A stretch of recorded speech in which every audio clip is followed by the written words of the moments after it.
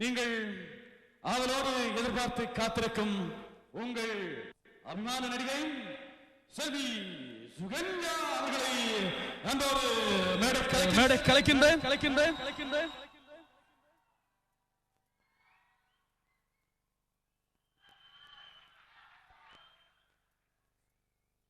வணக்கம் செல்வி சுகன்யா அவர்களே.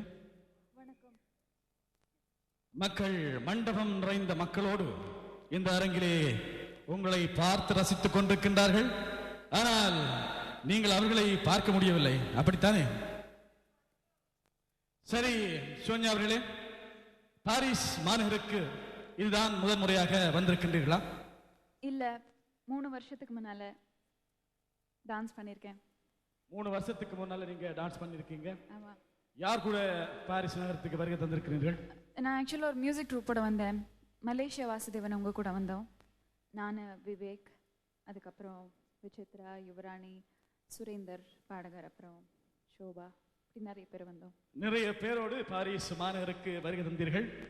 வந்து பாரிஸ் ரசிகர்களுக்கு என்ன நடனம் ஆடி சென்றீர்களா அல்லது பாடல் பாடி சென்றீர்களா? என்ன கலைஞர்களுக்கு கொடுத்தீர்கள்? பாட்டு, பேச்சு, நடனம். மக்களை நன்றாக பேசினீர்களா? அன்பாக பேசினீர்கள்? அப்படி இல்லைன்னா திரும்ப கூப்பிட்டுருக்க மாட்டாங்கன்னு நினைக்கிறேன். ஆமாம், சரி. முதலாக பாரதி ராஜாவின் புதுநெல்லு புதுநாத்து திரைப்படத்தின் மூலம் நீங்கள் திரைப்படத்திற்கு அறிமுகமானீர்கள், அப்படித்தானே? ஆமாங்க. அதற்கு முன்பு என்ன செய்து கொண்டிருந்தீர்கள்?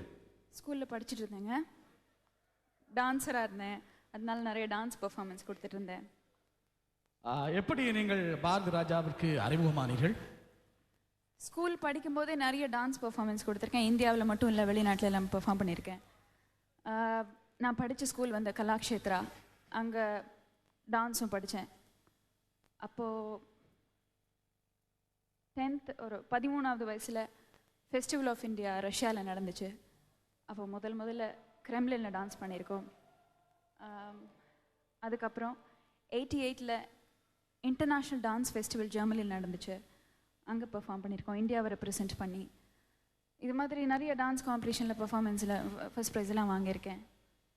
இது நிறைய பத்திரிகைகளில் வந்திருக்கு. இதை பார்த்துட்டு பாரத் ராஜா எடுத்தாங்கன்னு நினைக்கிறேன்.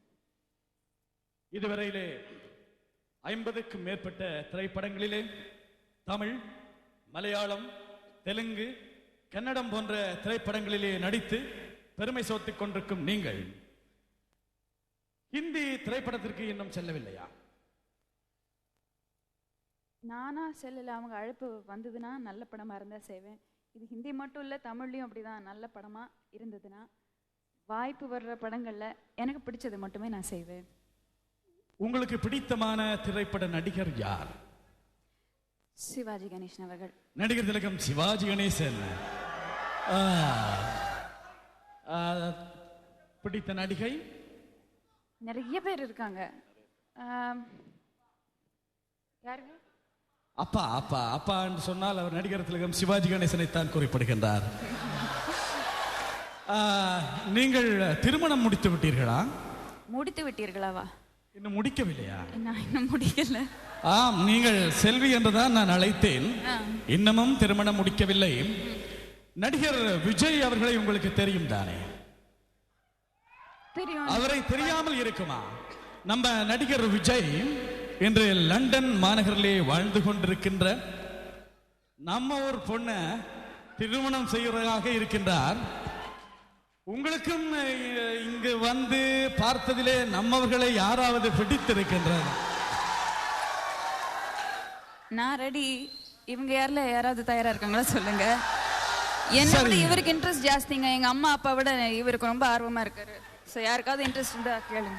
நமக்கு யாராவது திருமணம் முடிக்காமல் இருந்தால் ரொம்ப கஷ்டமா இருக்கு. நமக்கு நம்ம பிள்ளைங்களுக்கு அவ்வளவு வயசானவங்களா? யாரோட வயசுங்க? இத்தனை பிள்ளைங்களும் நீங்க பாத்தீங்களா? எல்லாமே நம்ம பிள்ளைங்க தான். நம்மன்றீங்க மறுபடியும். நாங்க அப்படித்தான் சொல்லி பழக்கம். சரி சுகன்யா அவர்களே, மீண்டும் உங்களை சந்திப்போம்.